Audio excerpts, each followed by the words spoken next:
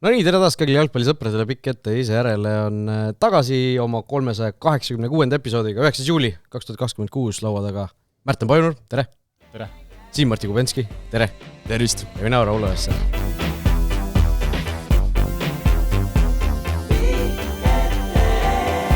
Tegite sellise formatsiooni muudatuse. Märten võttis seekord ääre peal koha sisse, Siim keskel, et kus selline liigutus? No see oli ikkagi kõrgemalt poolt juhiseid, et Argentiina peab ikka keskel ja pildis olema, nii et siin on samamoodi nagu MM-il. Jah, kõik ikkagi punane vaip rullitakse lahti, eks ju? No ikka jah, mul ei ole jah midagi muud öelda, et aga noh, ütleme nii, et lõpuks see loeb, mis tulemas tuleb, et ma ütleks, et praegu on jah, selline päris vastuoluline teekond olnud, aga vaatame, kuidas see päädib. Mis see nali oli, et ülejäänud meeskond mängivad MM-i ja Argentiina mängib seda Afconi? No jah, senimaani on nii läinud, aga Argentiina on oma töö ära teinud ja teised on senimaani eksinud, et oleks võinud palju raskemaid vastaseid tulla, aga noh, senimaani on läinud nii, nagu turniiripuu ette näeb ja siis vaatame, kui tuleb Argentiina peaks jõudma kuhugi kaugemale faasi ja siis peaks tulema nagu tugevamad vastased, siis vaatame, kuidas nad siis hakkama saavad. Just nii, et räägime täna MM-ist, meil on esmaspäevase saate järel mängitud ära 4 ülejäänud 8. finaali, selgunud veerandfinaalpaarid ja siis saame siis rääkida peetud mängudest ja natuke vaadata ette veerandfinaalide poole, mis siin nädala lõpuks ära peetakse juba kõik. Ja räägime siis natukene ka Flora Iberia euromängust, mis siis eile õhtul toimus, aga alustame MM-iga. Ja esimene mäng, mis siis seal esmaspäeva õhtul peeti, väga võib-olla isegi kõige oodatum 8. finaal selle Mehhiko-Inglismaa kõrval Portugal-Hispaania ja noh, läks nii nagu arvata oli, ehk siis Ronaldo väravat ei löönud, Hispaania selle mängu võitis väga napilt küll üleminutite väravast 1-0, aga noh, see oli jällegi üks selline mäng, kus seda pinget võis nagu kuidagi läbi teleka isegi noaga lõigata või kärdega lõigata kuskilt, et seal ikka see panused olid nagu nii kõrged mõlemalt poolt, et kumbki ei tahtnud üldse seda mängu kaotada. Oli väga kõrge tasemega lahing, Hispaania alustas korraliku turmtulega, võib-olla isegi väike üllatus, et seal kohe alguses oleks võinud ju asja ära otsustada, Ojarzabal sai ikka täiesti vabalt seal 1-1 ja mängiti mitu korda Portugal üle, aga ei saanud sisse, Portugal püsis mängus sees, aga tõesti Hispaania lõpuks võitis ära parem meeskond selle mängu ja Portugal kahju isegi ütleks vaadata, kuidas niivõrd hea nagu headest mängijatest meeskond mängib nii mitte inspireerivat jalgpalli, et ei saanud kuidagi peatreener seda asja käima Martínez, et on koosseis seal olemas, aga terve turniiri vältel Portugal ei näidanud kordagi sellist mängu, et võiks kõrgesse mängu tulla ja kuigi suutsid Hispaaniaga püsida mängu lõpuni sees, kuni seal üks lohakus ja Hispaania geniaalsus otsustas asja ära, aga tõesti mängu tase oli kõva ja seal need mängijad 1-1 lahingud ja kogu see tehniline pool ja see oli põnev jälgida, aga Hispaania surus lõpuni välja ja lõpuks said selle läbi Arsenali mehe, said selle võidu kätte. Jah, Mikel Merino. See on hämmasta, kui Merino alati mängu sekkub, siis tal tekivad need võimalused ja üldjuhul lööb ära ka ja Hispaania sangar ja Ferran Torres Barcelona mehena andis söödu ja kuna ma Barcelonaka jälgin, siis et niipidi läks, et Torres söötis ja Merino lõi, sest vastasel juhul, kui oleks vastupidi olnud, siis ma arvan, et pall värasse oleks läinud, et Torres ei ole eriti hea rünnakute realiseerija, aga ma arvan, Portugalil üks suur tagasilöök oli see, et minu hinnangul nende võistkonna parim mängija, Nuno Mendes sai vigastada ja sellega Portugalil ka suuresti, ma arvan, hakkasid asjad nagu halvasti minema, sest ta on niivõrd vasakkaitsena, niivõrd suur relv nii kaitses kui ka rünnakul ja peale seda Portugal oligi kuidagi näotu minu jaoks. Ja isegi enne seda tegelikult minu jaoks see Portugal on üks suuremaid turniiri pettumusi, et mina kuskil ennustustes ennustasin, et nad ikka poolfinaali jõuavad vähemalt välja, et mina pakkusingi, et nad ikkagi oma alagruppi võidavad, saavad seal Messist ja Argentiinast jagu, eks ju, veerandfinaalis ja siis lähevad edasi, et see kui nagu kuidagi selline tobe see mäng oli selles suhtes, et nad ei suutnud kuidagi seda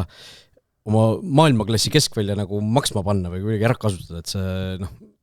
me võime rääkida siin Ronaldost, me ilmselt teeme seda ka veel, aga see Ronaldo, kes seal ees on, ega mingisugust sellist service'it ka tolle ei tulnud ju sealt tagant, et oleks nagu Portugalit oodanud, et nad suudavad nagu igas mängus ikkagi keskvälja võitluse enda kätte haarata, aga kuidagi seda ei paistnud. see Portugali keskvälja kolmik tituleeriti ju turniiri eel selle maailma parimaks, aga lõpuks, Bruno Fernandes päris anonüümne turniir lõpukokkuvõttes, et ei mäletanudki ühtegi sähvatust temalt või mingit niisugust momenti, kus ta oleks mängu võinud otsustada või mingi hea asjaga silma paista, et suurepärane hooaeg Premier League'is, aga see asi kuidagi ei kandunud edasi MM-ile. Oli küll, jah. Seal jah, Bruno roll on hoopis teine, et Portugali vastu ka meeskonnad istuvad all ja seal see ei ole Bruno mäng on ikkagi nagu manus, enamus mängud lähevad kaose peale, lahtised edasi-tagasi ja seal mees jagab kulda neid sööte, tal on seda ruumi vaja, jooksuruumi, siis ta on parimad omadused tulevad välja, aga seal praeguses mänguformatsioonis talle tõesti sellist kasulikku rolli ei leitud, kus ta oma tavapärast headust oleks on näidata, pluss turniiri lõpetuseks oli ka hea maasikas see Merino värav, sest algas see sellest, et Fernandes jäi lihtsalt seal kohtunikuga vaidlema, Merino ajas ennast vaikselt püsti, mängis karistuslöögi lahti, sealt keskelt jooksis maha, Bruno ise ei läinud kaasa, ei andnud edasi ka, et tekkis seal väike tähelepanematus mängijate mittejagamine Portugali meeste vahel ja Brunol oli päris suur roll seal tegelikult, et nüüd oli fookus mujal ja niimoodi viimasel minutil, esimesel lisaminutil lasta värav ja MM-i unistus saabki läbi, et tõesti oli selline õnnetu lõpp Bruno õnnetule MM-ile. Ja tegelikult, kui me mõtleme nüüd Portugali koondise peale üldse siin Ronaldo ajastul MM-idel, siis 2006, kui Ronaldo oli seal vist 21, eks ju, jõuti poolfinaali, saadi 4. koht lõpuks, aga pärast seda 2010 kaheksandikfinaal, 2014 alagrupp, 2018 kaheksandikfinaal, 2022 jõuti veerandfinaali ja nüüd uuesti kaheksandikfinaalis kaotati, et see, kuidas ikkagi MM-idel see Ronaldo Portugal on ikkagi alati nii-öelda sisuliselt alt läinud, on ikkagi tähelepanuväärne, et see 2006 oligi ainus sähvatus nii-öelda selle 6 MM-i jooksul tegelikult. Et Portugal tõesti MM-idel on kui me mõtleme ka selle suure statistika peale, eks, et Ronaldo polnud enne seda MM-i üheski play-off mängus MM-il väravat löönud, siis siin nagu näeme, miks see on, sest ega neid play-offi mänge ei ole üldse palju olnud, eks ju, et 2006 oli natukene, aga ülejäänud juhul ju pärast 2006 ongi ju, oli Portugal mänginud 2 play-off mängus, 3-4 enne seda turniiri, et neid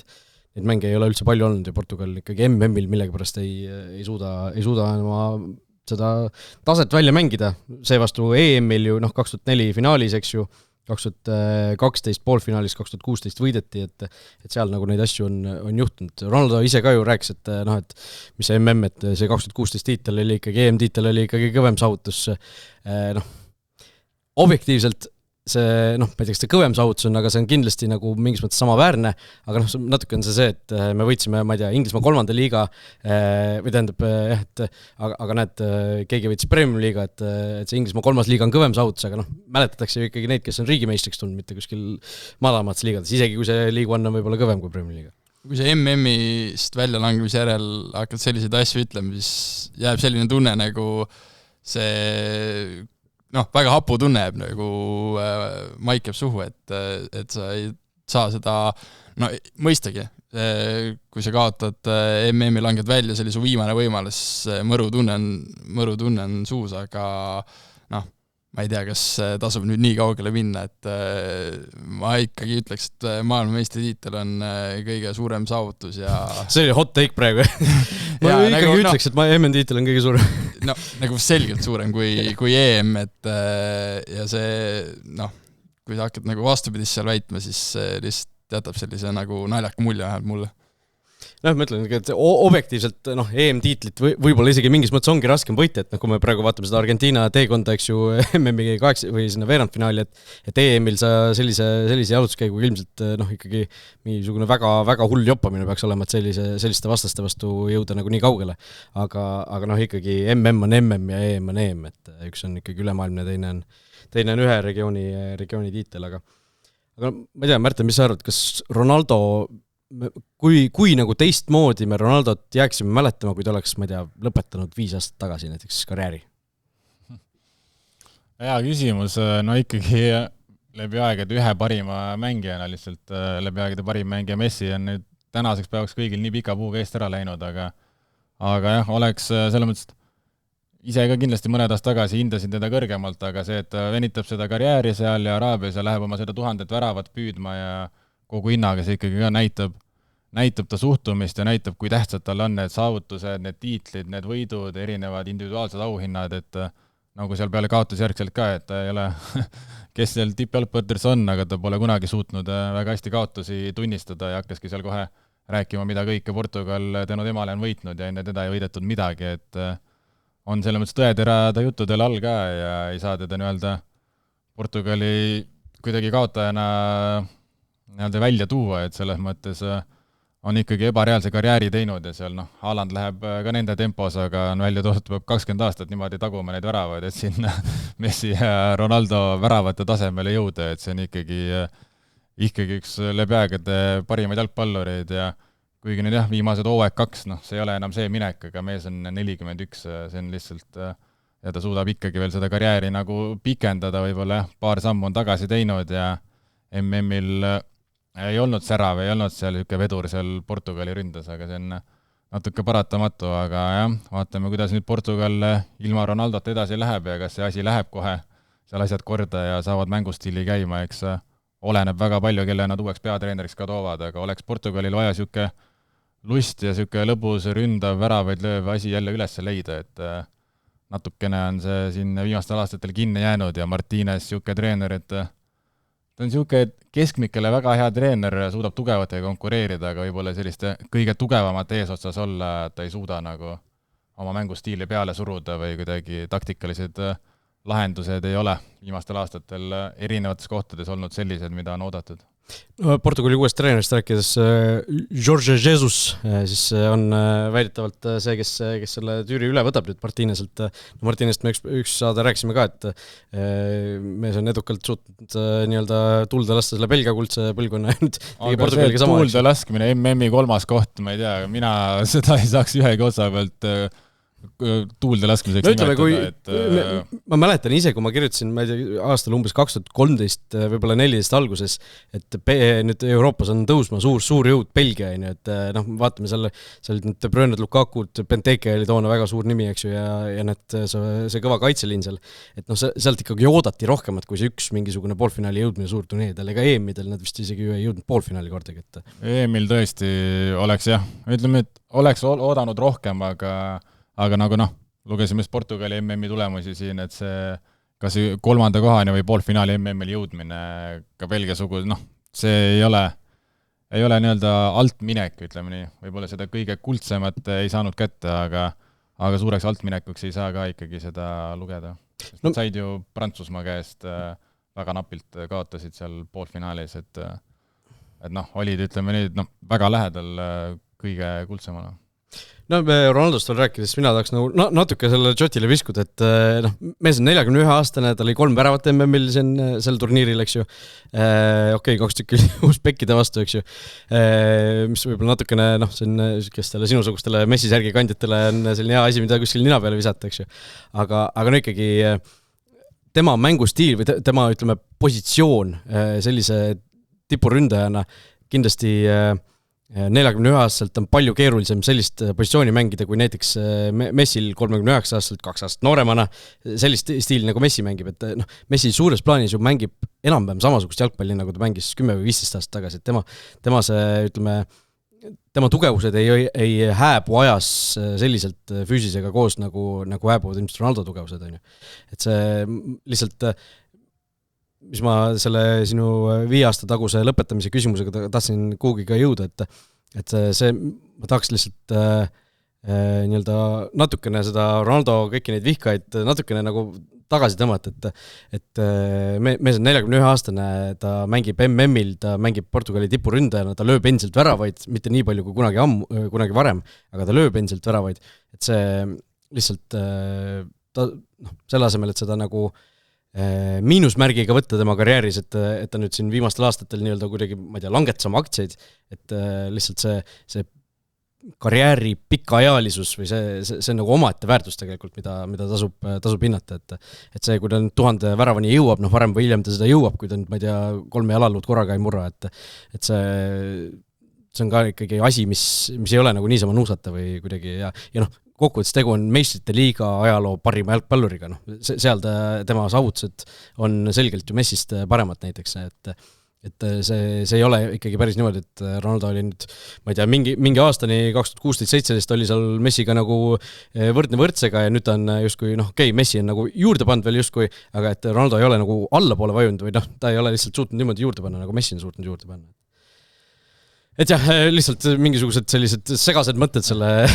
kogu teema osas. Enda uskumatu edu ohver ka, et lihtsalt selle standardi on nii kõrgele lükanud, et siis ootadki ja kuna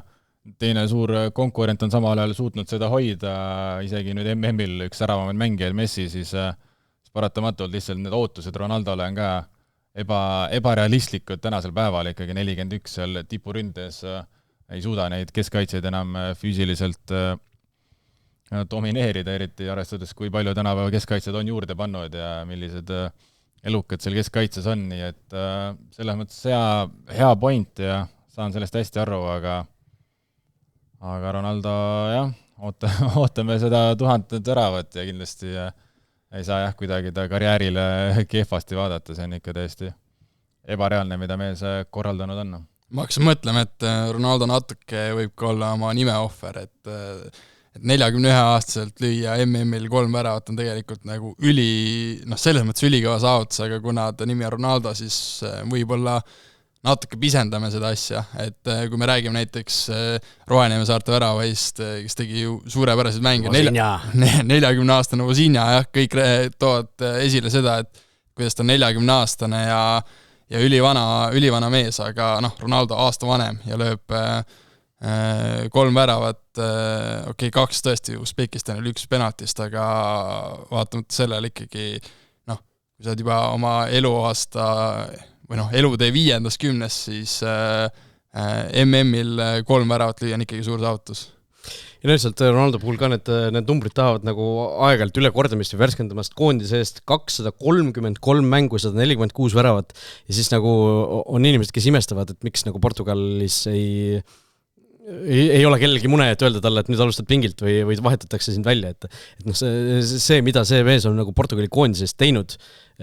noh, enam kui 2 aastakümne jooksul, eks ju, see on ikkagi nagu, noh, see on ajalooline, see on rekordiline, see on pretsedenditu. Et lihtsalt, kui sa mõtled 233 mängu, 146 väravat, on ju, kui sa teed need numbrid pooleks, see oleks meeletu koondise karjäär, noh, umbes nagu Edin Dzeko numbrid, umbes siin Luis Suarez numbrid, ja see mees on nagu 2 sellist karjääri teinud ühes koondise karjääris. Jällegi 233, 146 ja see ei ole veel lõppenud see koondise karjäär ilmselt. Ja mitu aastat Eesti koondisel on läinud, kui hakata nüüd tagasi vaatama, et lüüa 146 väravat. Mis aastast see tagasi? Päris hea küsimus. Peame umbes minema. Väike Viktoriini küsimus siin vaatajatele, väike nuputamine. Enam-vähem võib-olla võikski teha võrdlus, et kas Eesti koondis on 146 väravat löönud sellest taas, kui Ronaldo koondise debüüdi tegi, et ilmselt on. Ma arvaks, et Eesti ikkagi enam-vähem siuke, mis see Eesti nagu keskmine mäng per värav või värav per mäng arv võiks olla, et seal kuskil ühe kandis ma arvaks. Et Ronaldo on natuke alla 1, 233 mängu ja 146 väravat, et võib-olla, aga seal ikka läheb nagu aega kõvasti, et selliste numbriteni jõuda. Et jah, see lihtsalt Ronaldo karjäär nagu väärib ikkagi tunnustamist, mitte kuidagi maha tegemist, et siin on juba palju sellist nagu mõnitamist ja näpuga näitamist tema suunas, et kas tema oli see, kes ankruna nagu selle Portugali põhja vedas, aga see Hispaania mängu vaadates mulle nagu ei jäänud sellist muljet, et nagu tema oli see, kelle taha kõik jäi, et seal oli ikkagi see ülejäänud võistkond ka ei mänginud oma taset välja. Aga kahtlemata, kui seal oleks ees olnud mingisugune liikuvam ründaja, mingisugune aktiivsem vend, siis see mäng oleks võib-olla natuke teistmoodi olnud, aga kas just nii palju, et nad oleksid võitnud Hispaaniat, ma ei ole kindel. No Gonzalo Ramos jäigi ju mängu lõpuni mingil, et Martínez jäi seda lisaaega ootama, mida lõpuks ei tulnud. Ja lõpuks vist sai vastu näppe. Jah, aga ma ütlen ka Gonzalo Ramos ei ole nüüd mingisugune selline, ma ei tea, Harry Kane seal pingi peal ootab, et kui alternatiiv on selline, siis võib-olla ongi Ronaldoga nagu mõistlikum minna, aga mingil hetkel ilmselt ausam oleks või kuidagi nagu, ma ei tea, kas ausam, või noh, mõistlikum oleks olnud kuidagi teha see Ronaldo roll selliseks, et ta mängibki, ma ei tea, 60-70 minutit ja siis tuleb nagu välja, nagu ta ühes mängus ju tuligi, kuigi ta ise tegi seal väga suuri nägusid selle peale, aga noh, oleks ju kuidagi pidanud suutma selle selgeks teha, et see võib-olla ei ole mõistlik, et ta seal 90 või 120 minuti ees nagu jalutab. Horvaatia vastu see töötas, et Ronaldo tuli välja, Ramos tuli sisse ja Ramos üle minutitel viis Portugali 16 parem hulka, aga seekord nii ei läinud. Aga huvitav, et miks Martínez siis seekord niimoodi ei teinud, sest olukord oli suhteliselt sarnane tegelikult, et see võib-olla see mingisugune reaktsioon, ma ei tea, kas Ronaldo poolt või Portugali mingisuguse jalgpalli avalikkuse poolt, sest nii palju, kui ma olen nagu lugenud ja kuulnud, siis ega Portugali nagu fännid ju ei ole nagu väga nõudnud seda või kindlasti mingid on, aga see on nagu väga väike mingisugune osa nendest, kes nõuavad nagu Ronaldo mingit väljavahetamist, et ma ütlen veel kord, 203-346, et see mees on nagu teeninud välja selle, et ta on seal Portugali koondises enam-vähem nii kaua, kui ta ise tahab, et kui ise jalad all püsivad. Vot, nii et nii palju vist sellest mängust. Järgmist mängust on ka omajagu rääkida, sellepärast et USA ja Belgia mäng, mis me siin eelmine saadega rääkisime, et USA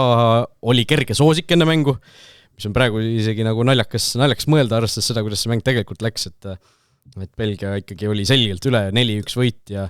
ma ei tea, kas siin nüüd oli see, et USA läks lati alt läbi, kuidagi alahindas seda mängu või siis Baloguni kaasus mõjutas neid nii palju või siis ma enne saadet hakkasin pigem mõtlema, et võib-olla oli pigem vastupidi, et Belgiat just nagu motiveeris nii palju ekstra see Baloguni teema, et me nägime neid tähistusi, neid igasuguseid vastase nörritamise nii-öelda, et see ikkagi oli seljavõit. See oli tõesti päris suur üllatus, et kui muidu USA oli läbi turniiri üllatanud ja väga positiivne selline, siis selle Baloguni kaasusega, ütleme nüüd, kui enne USA oli siuke neutraalsed vaated, paljud toetasid ja olid fännid, siis sellega nagu väga palju jalgpalli üldsust keerati USA vastu, kuna ilmselgelt ei olnud tavapärasel ja ausal viisil saavutatud see nii-öelda mängija sinna tagasi ja kas või Balogun ise seal peale mängu palus seal Belgia peatreeneri käest põhimõtteliselt vabandust, ütles, et sorry, Belgia peatreener ütles hästi ka, et see ei ole Baloguni viga, et see on ju hoopis mujalt tulnud teema, et mõistab mängijat hästi, et tema ei ole mitte milleski seal süüdi. Aga... Ja tegelikult ka USA koondis ei ole ju, ega see ei olnud ju koondis, ma ei tea, mängijad või treenerid ei läinud seal Trumpile või Infantinole kaebama, et see oli nagu... Väga nõme ja ootamatu olukord, aga jah, Belgia on läbi terve turniiri sellist ka mitte midagi ütlevat erilist mängu näidanud, aga nüüd on veerandfinaalis väga korralik turniir juba ja nii-öelda pinged maas, et äkki üllatavad veel, aga USA tõesti mängiti seal üle, korra tulid mängu tagasi, aga ma arvan ka, et see Baloguni kaasus Belgiat motiveeris kõvasti rohkem ja USA-t hoidis tagasi, aga ootamatu tulemus, et Belgia niivõrd kindlalt ja nii-öelda ainukene selline kindel võit seal 80 finaalis üldse, kes veerandfinaali pääses, nii et korralik turniir nende poolt ja võib-olla ka seekord neilt ei oodata nii palju, äkki siis suudavad paremini üllatada, kui ei ole seda survet enam meestel peal, kuigi endiselt see kaitseliin on seal ikkagi väga suurte küsimärkidega, kas nad nüüd siin suuremate ülesannetega saavad hakkama. Charles de Ketteler Atalantas liiga hooaega 3 väravat lüüdasin mingi 3 minutiga 2 tükki, nii et päris magus tema jaoks ka kindlasti. Ja ma arvan, et see Belgia tulemine võis alati isegi tegelikult sellest 16. finaalist Senegali vastu, kus nad tulid täiesti pöörasest august välja ja sealt said selle hea enesetunde, ma arvan, see kindlasti kandus edasi USA mängu ja see Baloguni ümber toimuv lisas veel mingit ekstra motivatsiooni, millega nad lõpuks USA maha murdsidki ja USA tegelikult nagu jättis sellise väga, seda turniiri arvestades päris endale mitte omaselt halva mulje ja lõpuks Belgia päris ootamatult, enne turniiri poleks ennustanud, nemad 8 parem hulka jõuavad. Kusjuures minul on nagu tšekid olemas, et mina kusjuures ennustasin selle pärast, et ma panin nagu reaalselt, kes kuskile jõuab ja kuidagi see Belgia tabeli või see turniiri puu nagu nendele oli suhteliselt soodne lõpuks, et Senegal ja USA, ega nad ei pidanudki ühtegi sükest maailma suurjõudu ju tegelikult praegu ka alistama, et sinna jõuda. Ja Ameerikal oligi vastased ka senise turniiri jooksul tegelikult ei olnud ühtegi sellist kõrgema taseme vastast ja võis ka selline petlik mulje ette, et nüüd nad ongi füüsiliselt üle, mänguliselt üle, tulevadki domineerivad, ongi nii hullu minekuga seal, et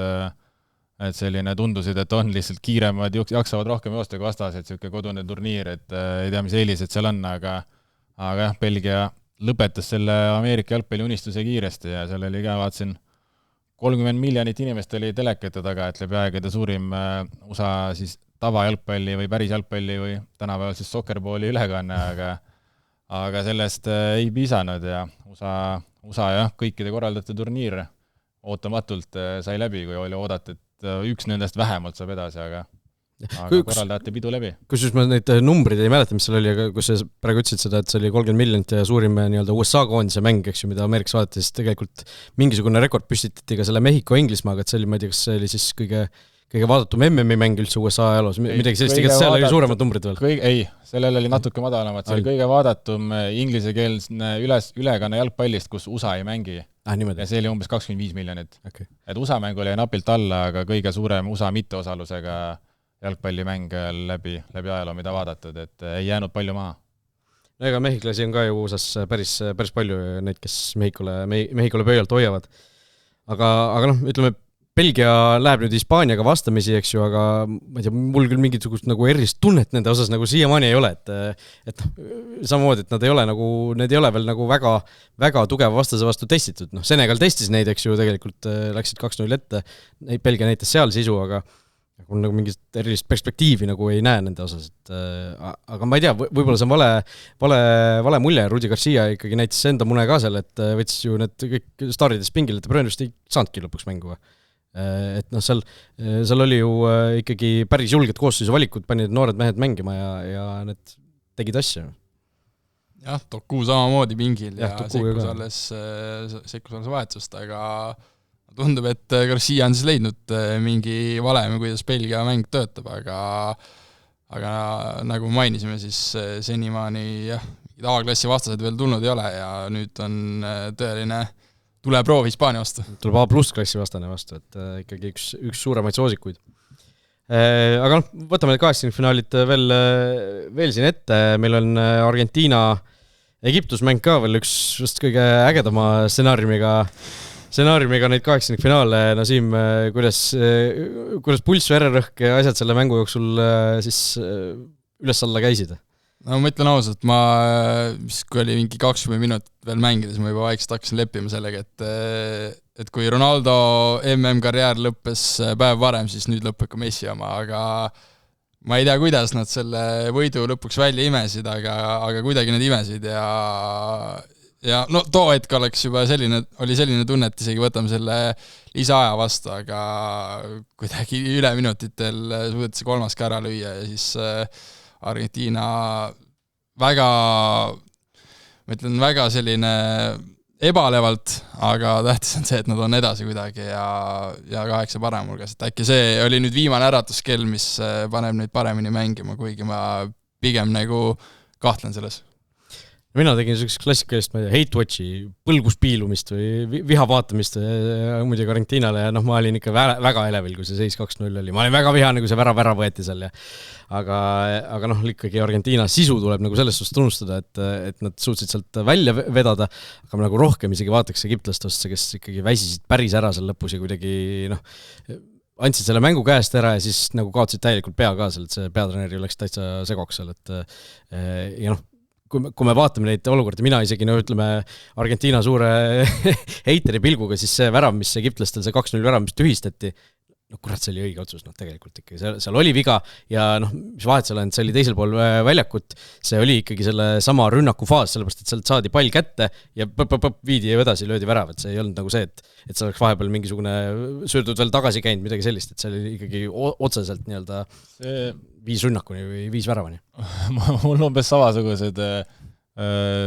püramiidi prillid ees Argentiina vastased, aga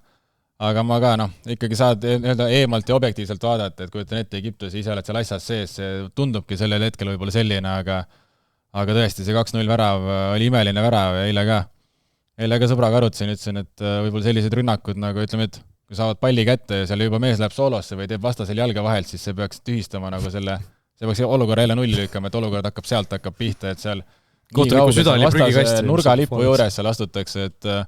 aga see, et siin varasemalt MM-il on ka varriga suured asjad jäänud andmata või suuri eksimusi tehtud, see nagu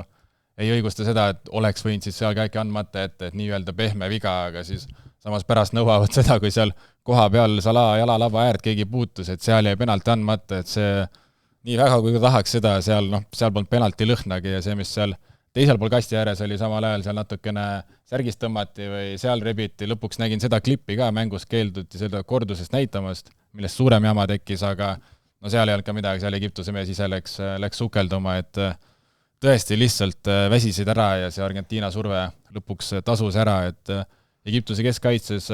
Vasser, kes selle imelise pealöögiga nad 1-0 juhtima viis, tema pealt tuli see mõlemad peaga väravad, kus mees lihtsalt keeldus oma mees peale võtmas kastist, seal pandi Romerole pall, ta ei teinud sammu ka kaasa, aga lihtsalt vaatas, äkki on suluseisus ja see otsustav 3-2 värava ka Vasser. Terve aeg vaatas, Enzo on tal selja taga, aga ega ta midagi ei teinud, et sinna lähemale või külge minna. Pluss Egiptus ütleks, et naiivne ka, seal 2-2 peal tundsid, et tegelikult on Argentiina nõrk ja nad võivad ära võtta, Egiptus hakkas ju ise suruma uuesti. Ja läksid kogu tiimiga rünnakule, vaata, et seal isegi keskpoolikud sörkisid tagasi, nad lihtsalt ei jaksanud. Ja Martínez suurepärane tsenderdus sinna taha posti Fernandesele ja 3-2 hoopis Argentiinale, et Egiptus tõesti viimased veerand tundi olid punases ja Argentiina kasutas need ära, pluss Messi uskumatult meisterlik sooritus järjekordselt ja Messi võib-olla nii õnnelik peale MM-tiitlit oli, aga selle penalti eksimuse järel, et ta suutis ikkagi meeskonna tagasi tuua, ta ise ütles ka pärast, et tundis, et vedas meeskonda alt ja see oleks ikka eriti valus väljaminek talle olnud, et tulid sellest august argentiinlased välja, nüüd on veerandfinaalis ja see punane vaip jätkub, nii et kõik võimalused Argentiinal olemas siin MM-tiitlit korrata, aga need väga suured vandenõud ja kõik, mis siin liiguvad, et pole ammu Twitteris ka nagu nii palju valeinfot mingi mängu järel näinud või kui sellist mõttetud mulje või mida seal aetakse, mingi kontekstist välja tõmmatud asjad, mis need antirassismi protokollid, mida näidati, ma ei tea, iga olukord see peatreener hakkas seda näitama, lõpuks ta selle vale näitamise eest sai vist kollase kaardi, kuna ta nagu punase kaardi lihtsalt, et ma saan ka aru, et mingisugune FIFA oli nagu leppinud kokku siis võistkond, et kui keegi näitab niimoodi suurt X-i, mul 4-aastane laps näitab ka niimoodi X-i, kui talle midagi ei meeldi, siis see on mingisugune, aktiveerib siis selle rassismivastase protokolli, et kui ühesõnaga, kui keegi sul pingilt midagi rassistlikku ütleb, siis näitad niimoodi ja kohtunik tuleb ja saab seal asjad majja. Tema jaoks oli see rassism oli see, et otsused läksid Egiptuse vastu vist. Jah, et seal lihtsalt, see näitab ka seda esiteks nende meeskondade riikide emotsionaalsust, seda kaalu, kõike seda lihtsalt, need panused olid nii suured, Egiptus oli oma juba ajaloolise MM-il, millele uskumatult erilisele väga lähedal ja tegelikult ju 75 minutit näidati vägevat mängu, need vasturünnakud, need soolod, need kogu need, oleks seal Marmouche 2-1 rünnakul suutnud kõrvale sööta, Paredesel on ka troon pähe pandud selle viimase mehe täkli järgi, kus ta vahelt võttis selle 2-1 rünnaku, et seal oli palju ägedaid hetki, oli tõesti fantastiline mäng, aga Messi ja Argentiina lähevad veerandfinaali edasi, et Siim on õnnelik ja heiterid saavad hate watch edasi teha, nii et kõik on õnnelikud. Kuidas nüüd Šveitsi vastu seis on 0-0, 26 minut, Argentiina saab penalti, kes läheb lööma? Ma loodan, et Alexis McAllister, mitte Lionel Messi. Messi 8-4 siis MM-idel penaltid, päris jõhker, nagu kuidas sa nii palju oled ikkagi eksinud, olles Lionel Messi. Ja sellel turniiril 2-0. Seegrus see raamile vähemalt pihta, aga siis ei löönud. Aga jah, mul on tunne, et see juba vaimselt kuidagi hakkab ka teda närima, isegi Messit, kes on ju niivõrd palju karjääri jooksul saavutanud, et üks asi on, millest ta ei ole isegi väga hea, heal juhul hea. Kui pigem keskpärane. Ma ei tea, mis numbrit järgi ta hea isegi penaltites on, ta on tõesti napilt talle keskmise. Jah, nii et ma arvan, et seal võib-olla on õige otsus panna keegi teine penaltit lööma, aga sellele vaatamata 39-aastane Messi 8 väravaga, ükski neist pole penaltist MM-i topskoorer. Jah, kuigi me võime rääkida, et kellega Argentiina siin mänginud on, aga ikkagi täiesti uskumatud numbrid. Argentiinast veel rääkides, mulle tundub, et nad ikkagi MM-tiitlit sel aastal ei võida, et see play-offis ka on ikkagi asjad päris keeruliselt tulnud Roheneeme saarte vastu, lisaajal 3-2 Egiptuse vastu ka ikkagi 3-2 kaotusest välja tulles 3-2, eks ju. Et kuidagi seda mingisugust sisu nagu võistkonnas on, aga see mingisugune stabiilne tase, mida ütleme, nüüd oleks vaja, kõige varem juhtub see poolfinaalis, kui need mingi tipptiimi võiksid vastu saada endale. päris tipptiimi, et kuidagi seda sellistes mängudes selline Argentiina, ma arvan, ei ole see, kes edu saavutab. Ma olen nõus, jah, tegelikult see Argentiina teekond senimaani on tore ja meeleolukas olnud, aga no kui olla nagu realistlik ja nagu maa peale tagasi tulla, siis ma kahjuks kaldun ka arvama, et kui tulebki päris, et kas Inglismaa või isegi Norra, kellega võib raskeks minna, siis no ma ei kujuta ette, kuidas Argentiina keskkaitsjad Haalandiga hakkama peaks saama, kui noh, tulebki mingid duellid Lisandro Martínez versus Erling Haaland, siis ma ei näe seal Martínezil eriti mingit võimalust, aga jah, ongi Norra või noh, veelgi enam Inglismaa, et ma ei näe, et Argentiina nende vastu peaks kuidagi senise mängupildi põhjal hakkama saama, aga mine sa tea, äkki see 0-2 kaotusest välja tulek annab neile mingi sellise uue energia, uue hingamise, et Argentiina ka Lõuna-Ameerika emotsionaalne võistkond, et äkki see kuidagi annab neile mingi lisamomentum, aga praegu realistlikult vaadates ei tundu seda. Aafrika tiimid 10-9 jõudsid algrupist edasi, eks ju. 8 või seal 16. finaalis 7 tükki kaotsid ja noh, mitmed need kaotused ikkagi olid sellised, noh, Senegal kõige parem näide, eks ju, 2-0 juhid saad tappa, nüüd Egiptusega juhtus sama. 2 tükki, kes edasi pääsesid, olid siis Egiptus penaltitega Austraalia vastu ja siis Maroko penaltitega Hollandi vastu. Ja Maroko on siis ainus Aafrika tiim, kes endiselt elus on, nemad said nüüd Kanadast jagu, eks ju, siin 8. finaalis. Ja Egiptus nüüd langes Argentiina vastu, et asi, mis veel, ma ei tea, nädal aega tagasi tundus nagu selline Aafrika turniir, on nüüd ikkagi päris sellise Euroopa keskse pöörde võtnud, et 8 veerandfinalistist 6 on Euroopast. Aafrika turniir ja korraldajate turniir ja järsku on mõlemad peod peaaegu läbi saanud, kuigi jah. Täna võimalus Marokol ikkagi seda Aafrika unistuste elus hoida ja teist turniiri järjest poolfinaali jõuda ja seal on veel see huvitav ka, et vahet ei ole, mis selle mängu seis jääb, Pariis pannakse põlema niikuinii, et jätkatakse arvatavasti seda traditsiooni ka. Ja üks siis 8. finaal meil veel rääkimata, Šveits-Kolumbia, seal väravaid ei löödud mängust 0-0, 120 minutit mängiti ja penaltitega siis Šveits lõpuks selle paari võitis, selline väga šveitsilik kuidagi suurturniiri võit, et mängid 0-0 ja penaltitega kuidagi saad edasi ja kolumblastel samamoodi on need penaltiseerid kuidagi inglastele kaotasid vist üks aasta, eks ju, 2018 oli vist ja ega neil nagu kõige paremini nendega ei ole läinud ja kuidagi ma olin suhteliselt veendunud nagu seda lisaaega ka vaadates, et see asi läheb täpselt niimoodi, et 0-0 ja Šveits võidab penaltitega. Kui sa paned ühe mängu nendest 8. finaalidest lauale ja ütled, et nii paku, milline neist 0-0 jääb, siis ma oleks ka enne mängu seda pakkunud, aga Šveits kuidagi jälle kuidagi hiilivalt jõuab sinna 8 parema hulka ja teeb oma asjad ära ja Kolumbiat ka ju tegelikult mingites kohtades nagu ennustati, et võib isegi siin poolfinaali välja minna, arvestades, kuidas Argentiina mängid, nad võivad seal Lõuna-Ameerika siseasjas need paika panna, aga näed, ometi Šveits kuidagi, eriti nüüd Xherdan Shakirit ei ole, võib-olla koosseisus varasemate aastatega on jäänud natuke õukesemaks ja nõrgemaks, aga ometi kuidagi 8 parem hulgas, nii et ma arvan, et võib mütsi maha võtta. Jah, Šveits siis 60-aastase pausi järel, 66 MM-il oldi viimati veerandfinaalis ja Inglismaa siis 66 aasta järel või 60 aasta järel esimest korda võidab MM-tiitli ilmselt, et sellised pikad pausid siin saavad läbi, aga noh, Šveitsi puhul lihtsalt päris selline mõnus stabiilsus on neil tekkinud suurturniiridelt, kui ma vaatasin viimast 2 MM-i, viimast 2 EM-i, eks 4 viimast suurturniiri, siis nad pole mitte kordagi näiteks Saksamaast kehvemad olnud. Saksamaa on ühe korra nendega võrdse tulemusi saanud ja ülejäänud 3 turniiril Šveits on parem olnud Saksamaast, et selline kummaline dissonants, et Saksamaa on nagu suur jalgpalliriik, Šveits on nagu väike vend seal kõrval, aga need vaatad tulemusi võtta näpust. See Šveitsile penaltiseeriad toimunud, kus see oli 2021 EM äkki, kus nad mängisid Prantsusmaaga ja lülitasid nemad ka penaltiseerias välja, nii et nad oskavad neid mänge sinna lisaajale ja penaltiseeriale viia ja seal ka edukad olla, nii et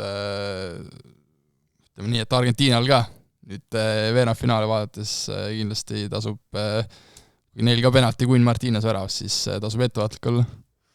jah, ja no Šveits siis selle mingisuguse musta hobuse rändkarika, mis algas Ecuadoriga, läks Kolumbiale üle mingi hetk ja nüüd sai vist selle endale, kui Norrat mitte arvestada, et Norra ilmselt ka on ikkagi, läheb veel sinna musta hobuse kategooriasse, kuigi need on ikka päris võimsad. Siin ka Siim ütles, et Argentiina juba kardab Norrat ja muretseb, mis Norraga saab, kui Norra tuleb Argentiinale vastu, et seda enne MM-i oleks päris julge väide olnud, aga nüüd MM-i mänge vaadates ei ole kõige kummalisem väide, et selles mõttes on ikka väga äge, kuidas see MM on läinud ja ikkagi mängud ise näitavad väga palju ära ja tihti on need ennustused on väga keerulised, eeldatavad favoriidid kukuvad ära ja mõni tekib esile, et aga õnneks tõesti veerandfinaalides siin on põnevaid, on Maroko alles, on Norra alles, on Šveits alles, Belgia ka, sellele turniiril ikkagi nagu põhimõtteliselt saab mustaks hobuseks lugeda, kuna ei ole nendelt palju oodatud. Jah, aga mänguliselt tegelikult Kolumbia oli natukene ikkagi parem seal Šveitsist, et need rohkem selgelt oli neid võimalusi, tabasid seal, ma mõtleks latti vist, mitte posti, eks ju, ja seal oldi nagu väravale korduvalt lähemal, aga Šveits kuidagi ikkagi suutis seal, Gregor Kobel tegi väga tugeva mängu seal ja suutsid seal need kõige ohtlikumad olukorrad ikkagi kuidagi ära lahendada, aga nagu see Šveits-Argentiina tundub nagu veidral moel kõige nõrgem võib-olla nendest veerandfinaalpaaridest isegi, et sealt nagu kumb selle võidab kuidagi poolfinaalis justkui nagu ei võiks soosik olla. Kuigi kui näiteks läheb Norra-Argentiina, siis koefitsientide järgi ilmselgelt Argentiina on seal soosik, aga kuidagi selline tunne on, et seal nagu mängitakse selle peale, kes seal poolfinaalis kaotab. Aga ma niimoodi Argentiinat ei julgeks üldse alahinnata. Ei, me teeme siin kampaka praegu Siimule, tuleme kaasa nüüd minuga. Pluss neile võib ka ikkagi paremini sobida see, kui vastane domineerib ja hoiab rohkem ja siis võib-olla nende tugevused tulevad paremini välja. Sellist mängu me pole näinud veel. Praegu seal, kuna nad on mänginud ainult Afgani alagrupi mänge, siis seal vastased on väga hästi suutnud seda nii-öelda nõrkusi Argentiina kaitses just üleminekutel ja nendel ära kasutada aga kui Argentiina saab seal blokiga alla olla, kogu selle tugevused seal siis maksma panna, nagu eelmisel MM-il väga hästi tehti, siis võivad siin, ei saaks suur üllatuseks lugeda, et kui siin läheb pikemaks ja siin poolfinaali kaotuse peale ja pluss eks näeme, mis siin saab, aga ma kahjuks või ei julge igatahes Argentiinat maha kanda ja ma arvan, et nad siin tugevatega veel üllatavad ja niivõrd kehva kaitsetööd ei näita, kui siin eeldatavalt nõrgemate vastu. No sujuvalt lähmegi veerandfinaalide juurde juba üle, siis Prantsusmaa, Maroko, lihtne ennust on see, et Pariis pannakse igal juhul põlema, aga kes siis edasi läheb? On siin Marokol šanssi selle Prantsusmaa vastu, keda me seni oleme näinud? Mina ei usu. Ma arvan, et Prantsusmaa üks raske mäng, mis neil oli nagu eeldatavalt nõrgem vastus oli Paraguayga ära ja nüüd Marokko kindlasti pakub teistsugust mängu ja ma arvan, et see Prantsusmaal just sobib ka ja ma ei näe viisi, kuidas Prantsusmaa peaksid välja langema. Marokko on tubli küll, aga nüüd tuleb tõeliselt tugev vastane ja nad ei saa edasi. Ma arvan, et tuleb päris tasavägine lahing siin. Marokko on ühte kõige küpsemat ja tasakaalukumat mängu MM-il näidanud. On neil kõik liinid paigas, taktikaliselt väga hästi kokku mänginud meeskond, uued noored talendid, suurepärased maailma tipptasemel liidrid nagu Hakimi pundis olemas, et väga, väga soliidset mängu näidanud, nüüd tuleb muidugi MM-i kõige suurem test neile vastu, aga usun, et seal on neil ka päris häid käike välja mõeldud, kuidas seda Prantsusmaa metsikut ohtu neutraliseerima hakata, aga seni tee, mis tahad, lõpuks seal ikka see ülemine nelik otsustab selle mängu ära, aga ma arvan, et Prantsusmaa läheb edasi, aga päris napi võiduga ja Maroko mängib ka ennast, nagu mõned teised eeldatud nõrgemad mängivad ennast ka siin täna paljudele teenivad palju respekti juurde. Me Argentiinasest punasest vaibast rääkisime, aga Prantsusmaal on ka suhteliselt siiditee olnud seni, et Iraak alagrupis Senegal oli natukene tugevam vastane, nendest nad said jagu ja siis oli see Norra duubeltiim, eks ju, suhteliselt pingevabas mängus, keda nad võitsid ja siis Rootsi ja siis Paraguay, et ega neil ka niisugust suurt testi veel pole olnud, et Maroko on nüüd esimene selline. Ja see punane vaip on ka selline, et see väga palju oleneb teiste tiimide edust ja ebaedust. Sa saad võita neid, kes sul vastas on. Argentiina punane vaip on ju ka, sellepärast, et Portugal ei suutnud Kongost jagu saada, et see on selline, ei ole meeskonnad, ütleme, et ise kuidagi süüdi seal või seal mingid vandenõud ei saa näha, et kuidagi loositi neile lihtsamad teekonnad, seal lihtsalt tugevamad vastased on niivõrd kehvasti mänginud, et on ise ära kukkunud sealt, et on tõesti, aga Prantsusmaa teekond on tõesti täitsa võrdväärne Argentiina omaga, nii et äkki saavad finaalis kokku. Oleks võinud Saksamaa tulla, kui nad oleks Paraguay vastu oma asjadega hakkama saada, see oleks olnud tõenäoliselt 8. finaalide kõige huvitavam vastasseis, aga noh, ma arvan, et Saksamaad nad oleks suuremalt hoidnud kui Paraguay'd. Jah, see mäng oleks ikka toimunud seal suures palauses, vaata, tuletan meelde, see Paraguay mäng oli ju seal peaaegu 40 kraadiga päikse käes, et see oligi natukene teistsugune mäng, millest nagu võib-olla nii kaugel ulatuvaid järeldusi ei maksa teha, aga mul on ka tunne, et Prantsusmaa ikkagi napilt, aga võtab ära, et nad on ikkagi praegu sellises heas mingisuguses flows, et neid on raske nagu kaotamas näha hetkel. Hispaania-Belgia, sama küsimus, et kas Belgial on šanssi? Vot see on minu jaoks kõige ühepoolsem nendest veerandfinaalidest ja Hispaania puhul enne jäi veel mainimata see, ei ole nüüd, mis seal on 6 mängu järjest, ei ole endale väravat lastud lüüa. Ja selle MM-il ei olegi, on jah? Unai Simon on teinud seda, mida kunagi plakatid Tartus lubasid, kus Mait Toompeal oli, et mees on luban sisse mitte lasta. Üle 600 minuti pole sisse lasknud, et täiesti ebareaalsed numbrid ja Hispaania on näidanud head tasakaalu, on head minekut näidanud ja Mall hakkab ka soojaks saama ja seal teised mehed, et seal jah, väga ootan põnevusega, mida Belgia välja mõtleb ja kas suudavad kuidagi seda Hispaania hoogu peatada. Belgial nüüd keskele ka Onana on rohkem hakanud mängima, see on kõvasti neile kuidagi seal jõudu keskele juurde andnud, aga ma arvan... Nüüd on ACL-i vigastusega väljas midagi, et teda me ei näe mängimas. Aga seal tõesti Belgial minu arvamus on et nende 4 mängu peale see tuleb kõige ühepoolsem mäng, aga Belgial on ikkagi koosseis ja klass on selline, et ega seal midagi kindlat ei ole, aga tõesti Hispaania sai, ma arvan, isegi enne tundus, et nad tahaksid ju sealt saada Belgiat pigem vastu kui USA-d, aga nüüd see Belgia osamäng näitas, et ikkagi Belgia nendest 2 meeskonnast on tugevam meeskond, nii et jah, mina arvan, et seal Hispaania läheb kindla peale edasi. Jah, see Prantsusmaa-Marokko mängis täna õhtul kell 11, Hispaania-Belgia homme kell 10 ja siis kui juba korra selline tunne, et öistest mängudest oleme lahti saanud, siis Norra-Inglismaa öösel vastu pühapäeva kell 12, siis öösel algusega. Ja siis pärast seda Argentiina-Šveits ju kell 4 algusega, et jumala õiku, et aga see Norra-Inglismaa, mulle tundub, et kõik on nõus, et Norral on see võimalus, aga mina ütlen, et Inglismaa võidab selle mängu ikkagi pigem kindlalt. Mina arvan ka, et ma ei tea, kas kindlalt, aga Inglismaa võidab, aga jah, suur küsimus saab olema see, kuidas Erling Haaland kinni saada, sest et ma just vaatasin eile Haalandi vlogi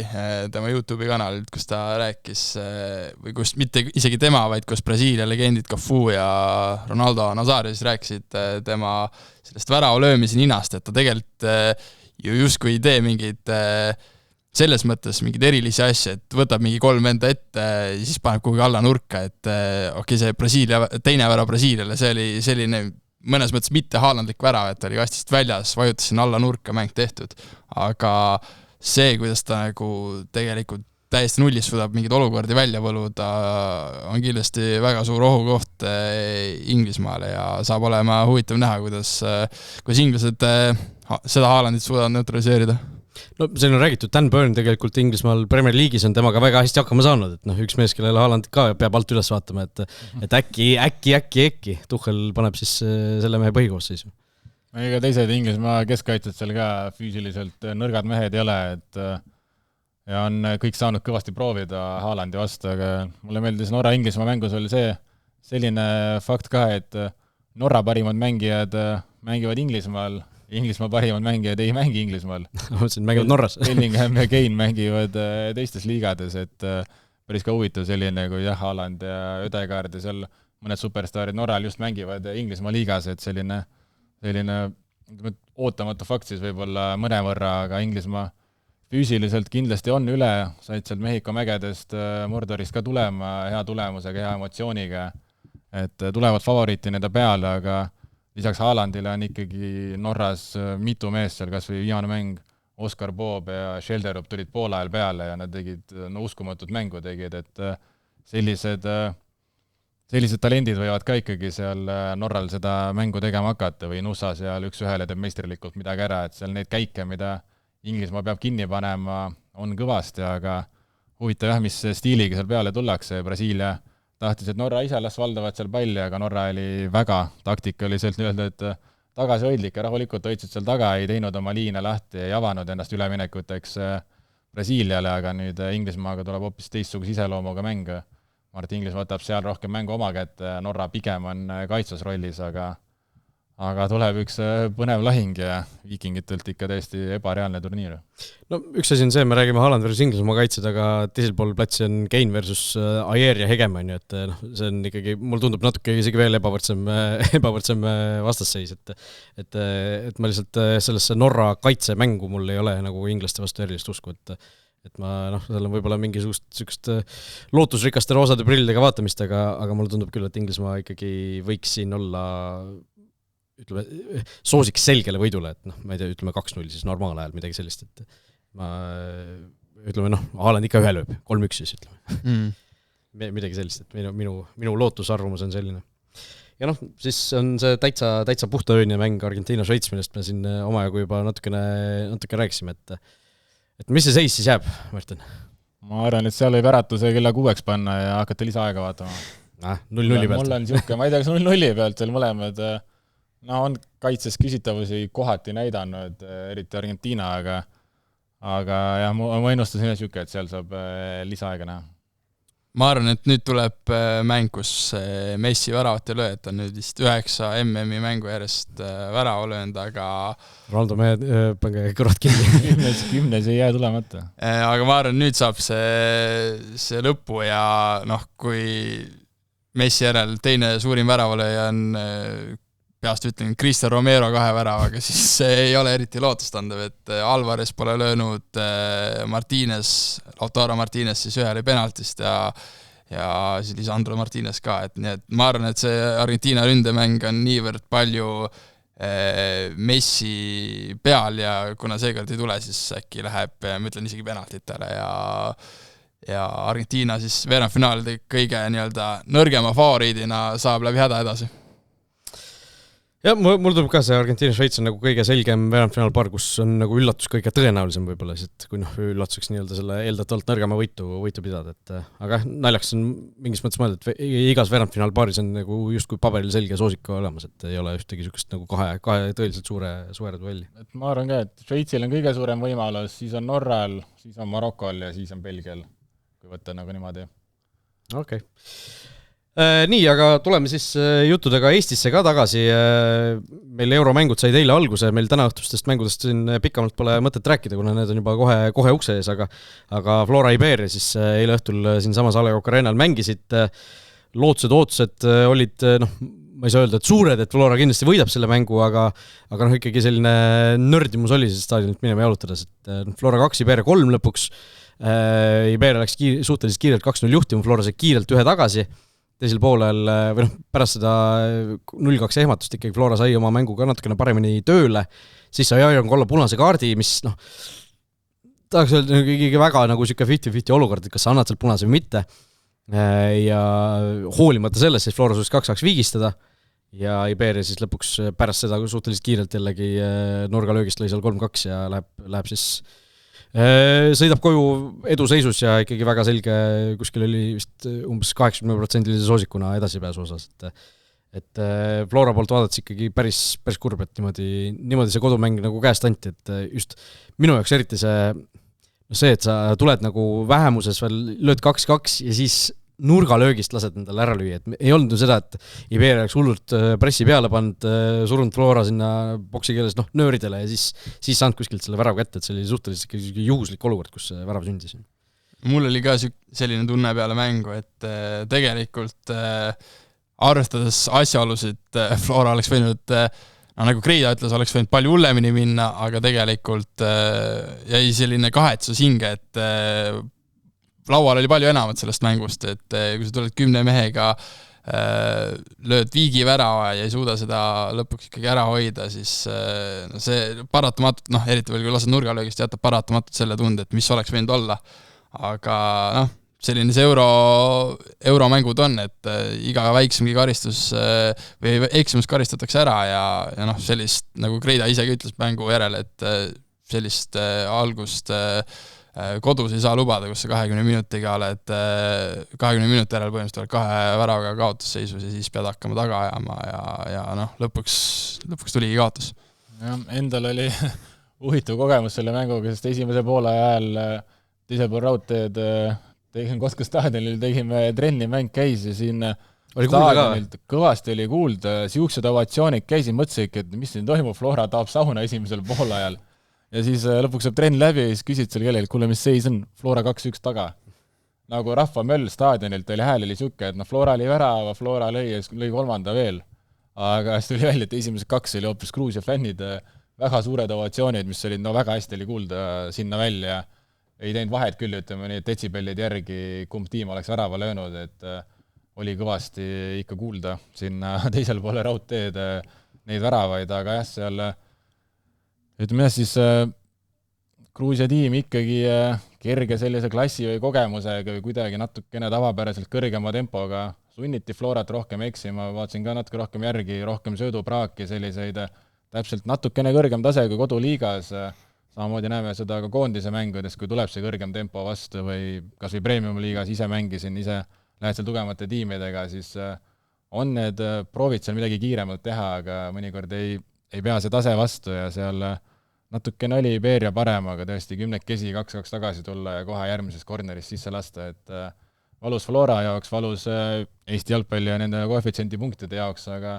mingi võimalus on alles siin ikkagi 1 värava kaotusega võõrsile minna, on sellest välja tuldud, kas või sealt lisaajale see mäng venitada ja penaltite peale minna, et mingi võimalus on olemas, aga seis on jah, väga keeruline ja kahju, et seal potentsiaalsed punktid kaduma läksid. Jaa, no selles suhtes kokkuvõttes ei saa nagu öelda, et Iberia ei oleks seda võitu väärinud, et see mängupilt kokkuvõttes oli ikkagi nende kasuks, aga lihtsalt mingis mõttes oli kummaline, et Iberial ei olnud nagu väga palju häid võimalusi, aga nad lõid need ära, mis neil olid, on ju. Ja ega Flora ka ei olnud tegelikult, et see 3-2 nagu võib-olla tegelikult oli pigem siuke, ma ei tea, 0-1 mäng, et lihtsalt asjad läksid nii, nagu nad läksid, aga ma ütlen jällegi, kui sellise vastase vastu kodus pead selle mängu võitma, et seal oleks nagu mingisugune normaalne edasipääsu variant, et täpselt nagu Levadial eelmine aasta see sama vastase vastu oli. Kodus nad ei olnud, enam-päev 50-50 mäng oli, nad suutsid selle 1-0 võidu ära võtta ja võõrsil mäletame ju, läks ka asi lisaajale, Iberia võttis ju 2-1 normaalaja ja siis lisaajal Robert Kirts oksendas palli sisse ja Levadia läks edasi. Et see kodumängu võitmine on nagu niivõrd oluline sellises võrdsetu duellis, et mul nagu erilist usku ei ole selle kaotuse järel, et kui me võtame nüüd pärast seda 2021 imelist Flora euroaeg, kus nad jõudsid alagruppi, nad on 7 vastase vastu juba ära mänginud, Iberia on 8, eks ju, ja need 7 vastast siis nad on ainult 1 võitnud ja see oli lisaajal San Marino Virtuse vastu. Et see selline enne Jürgen Henni aega Flora on nagu tagasi tulnud Euroopas, et nad, kes mäletame ju, nad olid ju aastaid oli see, et nad olid 20 aasta jooksul ühest vastasest jagu saanud, on ju pool kogemata, et see Flora nii-öelda väga, väga kehv seeria on paraku jätkunud pärast seda alagruppi, kus sealt oli nagu justkui oodata, et äkki siit tuleb nagu mingi taseme tõus, aga pagan ei ole tulnud. Nojah, selline keeruline olukord, kus olla ja mitmele mehele oli see eilne mäng oli esimene mäng ka, kus nad eurolaval said ennast proovile panna ja esialgu läkski kohanemiseks läks aega ja lõpuks saadi nagu enam-vähem selle tempoga hakkama, aga ikkagi kõvasti on veel minna, et nagu sa mainisid, see kurb statistika lõpuks siis ümber pöörata ja teha selliseid mänge, mis Florale ka nüüd positiivset ajalukku läheks edaspidi eurolavadelt. Kui me räägime sellest 4. eurokohast, siis reaalsus on selline, et me vist peame vaikselt valmistuma selleks, et me ütleme sellele vähemalt 9 hooajaks ikkagi jääd aega, et kui praegu seda nii-öelda live-tabelt vaata, Gruusia on täpselt meie ees, selle vastu on eriti valus neid punkte kaotada, eks ju. Meil oleks vaja umbes 8 võitu, 8 mängu võita sel hooajal, et saada sinna selle joone kohale, et ükskõik kuidas sa vaatad, jube keeruline, et mitte võimatu, aga ikka väga keeruline, et see eeldaks seda, et ütleme, ma ei tea, Levadia võidab mõlemad mängud praegu 2 tükki, ütleme, et ka siis Paide suudab Egelmanni vastu nii kodus kui võõrsil võita, ajalugu pigem need mängud isegi ei lähe 2-2, vaid seal tuleb üks viik ja üks võit, midagi sellist, kui tuleb edasi pääs, on ju. Aga ütleme, et see on juba 4 võitu, see oleks juba suurepärane, on ju, aga sealt on 4 võitu veel vaja, on ju. Et Floral see eurosari läheb edasi, järgmine vastane peaks olema siis TNS, kui nad nüüd kaotavad Conference liigas, siis TNS-i vastu ka kindlasti Flora võiks olla kerge soosik, et seal võiks ka mingit võitu loota, aga seda 8 kokku venitada jube nagu ikkagi siuke raske. Viik on siis koefitsiendi punktide mõttes pool võitu, et siis viikidega saab ka natuke seal malageerida, aga see eeldaks ikkagi seda, et mõni Eesti klubi teeb päris pika eurohooaja, mis on praegu nagu natuke raske neid vastaseid ja loose vaadates näha. Ja pika eurohooajaga on see ka, et sa võid selle pika eurohooaja teha, aga kui esimese mängu võidad näiteks, siis vastaseisu mõttes, kui sul piisab viigis ka, siis sa ei lähe seda võitu ikkagi püüdma, nii et sealt võivad ka need punktid ju kaduma minna, nii et jah, päris keerulisse olukorda oleme sattunud ja ei näe jah praegu, et kuidagi loogiliselt see 4 euro koht meile jääma peaks. Aga ma ütlen, see asi on tsükliline, seda see jube kehv seis, aga seda võib-olla ei tasu nagu selles suhtes üle dramatiseerida, et see peaaegu iseenesest ikkagi laheneb siin mõne hooaja jooksul ka, et see eurosarjad on niimoodi tehtud, et see tagumine ots ikkagi suhteliselt palju niimoodi vaheldub või roteerub see, kes okei, seal on mingid San Marino, kes on nagu aasta-aastalt seal viimane, aga need ülejäänud klubid ikkagi või nagu riigid suhteliselt vahetuvad, et paari aasta pärast on Leedu näiteks ka ilmselt ikkagi väga tõenäoliselt seda 4 euro kohta näiteks kaotamas, et seal see tagumine punt, kes seal koos on, seal on see asi ikkagi väga selline tsükliline, et lihtsalt võib-olla hea näide ka see, et Eestil järgmine aasta, ehk siis viimane hooaeg, kus on nii-öelda need Flora punktid veel arvestuses, järgmisel suvel karikavõitja saab otse Conference liiga teise eelringi näiteks, sellepärast, et me oleme seal tabelis nii kõrgel, 43-ndad. Me räägime sellest, et 43-ndad ja siis Flora punktid kaovad ära, me oleme seal 53-ndad praegu, et see vahe on ikka, või see kõikumine on päris suur, mis sealt ühest heast eurohooajast võib tulla, aga see ütleme, selline eesmärk või siht peaks olema see, et ikkagi kord 4-5 aasta jooksul ikkagi üks Eesti klubi jõuaks sinna põhiturniirile praegu, et see, mis ei ole sugugi võimatu, aga praegu lihtsalt seda ei ole tükk aega juhtunud jälle. Ja ma vaatasin näiteks Kalju euro vastasele, euro esimesele vastasseisule eelvaadet tehes, siis Põhja-Iirimaa Linfield näiteks tegelikult päris tundmatu klubi, aga on päris mitu korda on olnud lähedal nende põhiturniirile jõudmisele, nii et ja nad on mänginud ka vist või ei ole? Ei ole, nad on 2 korda jäänud ülinapilt, jõudnud sinna viimasesse play-off ringi ja siis seal kaotanud kas võõrsil väravate reegliga või penaltiseerias, igades see näitab, et tegelikult on ka nagu sellistest riikidest võimalik kaugele jõuda ja õnne korral ka põhiturniirile jõuda, nii et esiteks tuleb ise hea meeskond olla ja see koht nagu välja teenida, aga natuke läheb ka õnne vaja, et sinna jõuda ja ma arvan, et siin lähiaastate jooksul kindlasti mingil Eesti klubil tekib see nii-öelda hea loo, siis tuleb lihtsalt ära kasutada see. Ja seal tõesti, Gibraltari klubid on ju mitu korda jõudnud, see Lincoln Red Imps ja see nagu ei ole sedavõrd ulmeline asi sinna põhiturniili jõudmine, mis nagu võib-olla kunagi oli ja lisaks on ka see edu taastoodab edu teema, et kui sa jõuad kuskile kaugele, su koefitsient tõuseb, saad tõenäolisemalt järgmistel aastatel paremad vastased endal loosiga ja nii edasi, et sealt tsüklist tuleb nii-öelda välja murda sellest kaotamise tsüklist, aga nagu me selle ajal ka näeme, siis see asetus võib-olla on ikkagi suhteliselt nagu paberi peal lihtsalt asi, et sa võid saada asetatud tiimi endale väga, väga kehva vastase, võid saada asetamata tiimiga endale väga sükse mängitava vastase, et see on ka võib-olla natuke oma tähendust natuke isegi kaotanud. Aga hoiame pöialt teistele Eesti klubidele ka, kes täna õhtul siis mängima hakkavad ja Märten, sinule ikkagi mõned valad jäid õhku eelmisest nädalast, nii et sinu üks küsimus, millele sa ei suutnud siis eelmine kord vastata, oli see sinu lemmikmängija La Ligas seal nädal aega saanud nüüd mõelda. Mõned mõtted me oleme ka maha laitnud, aga nii, kelle peale sa siis lõpuks pidama jäid? MM-iga viimase 6 aega on ikkagi Mbappe. Mulle väga ja aina rohkem meeldima hakanud. See nii ta mängustiil, kui ta väljaspool platsid on ikka see diktaatorlus ja see... need naljad on uskumatult naljaka, pluss üldse ta on ikka väga naljakas karakter ja selline huvitav ja ise ka nagu võtab seda rolli omaks ja teab väga täpselt kõik need asjad, et on Mbappe väga meeldima hakanud ja ütleme siis Barcelonast Koundé on ka alati tegelikult meeldinud, et selline lahe huvitava mängustiiliga nii platsil kui huvitava stiiliga ka platsi kõrval, et on ka selline põnevam karakter, et jah, kuidagi Prantsuse mehed võib-olla seal La Ligas ja Antoni oli ka vahepeal ikkagi üks kõvemaid mehi seal Hispaania liigas. Kes on see lemmik jalgpallur üle maailma, on ka siis küsimus teiselt küsijalt muideks, mitte sealt samalt. Kas seal tuleb mingi muu vastus või? Jaa, sealt tuleb muu vastus ikkagi, kui vahepeal ei valinud oma lemmikmängijad Arsenalist, siis nüüd viimast aastatega jälle valinud ja praegu ikkagi uutest